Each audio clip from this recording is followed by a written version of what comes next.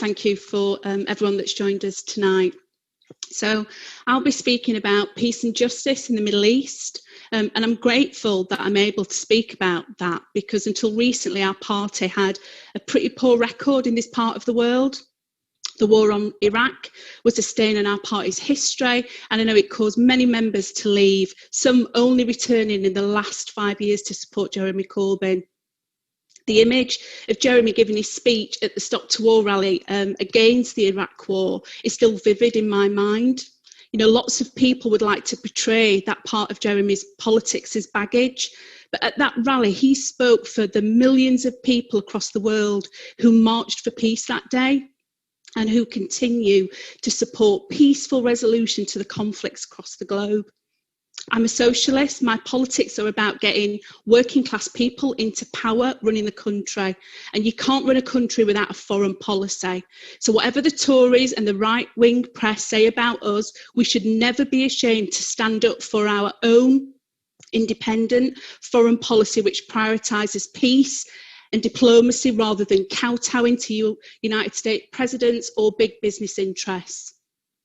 We saw a positive step forward for the party under Ed Miliband, who opposed the bombing of Syria. And in 2015, finally, a solid stance burst into being the norm for the leadership of the Labour Party. So let no one say Jeremy's politics on these issues were baggage. Unlike some of our biggest detractors on the key foreign policy issues of our time, we were firmly on the side of the British people. Prioritising conflict prevention and building peace has to be one of the sole aims of any future Labour government, but action is needed now. If we're to help resolve the pressing humanitarian crisis we see in Yemen, Kashmir, the escalating tension with Iran and China, obtain another 4 years. Today I want to talk about two issues in the Middle East. Both are personal to me.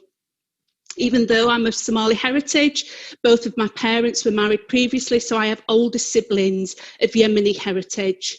The Saudi bombs raining down on Yemen right now have created a humanitarian disaster. Shockingly, the weapons the Saudi government are using are being sold to them by the UK, shamefully. What soulless charlatans do we have running this country with their fake outcry on refugees and asylum seekers when they themselves are propping up these wars? And even during the pandemic, which results in people fleeing their homelands for safety. The armed trade to Saudi and all human rights abusers must end. The second thing I want to talk about is Palestine. Back in 2018, I travelled to Israel and Palestine with a delegation from the Sheffield Labour Friends of Palestine. It was a formative influence on my politics. Back in 2016, our party steadfastly committed to conduct an audit of the impact of Britain's colonial legacy, to understand our contribution to the dynamics of violence and insecurity across regions previously under British colonial rule.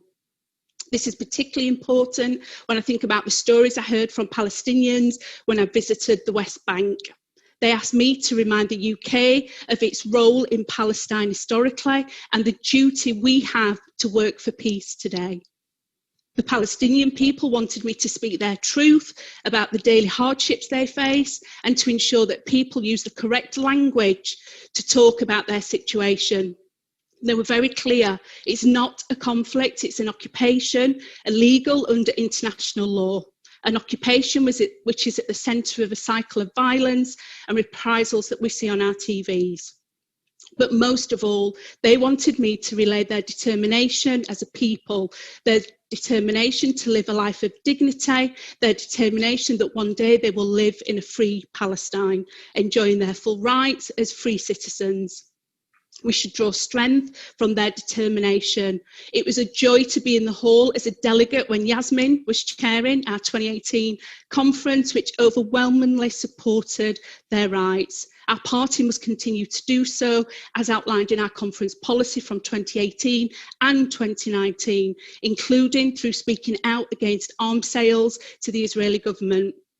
We are committed as the grassroots voice candidates to work together to build a world free from the ravages of war, the arms trade and plunder of big business. Solidarity.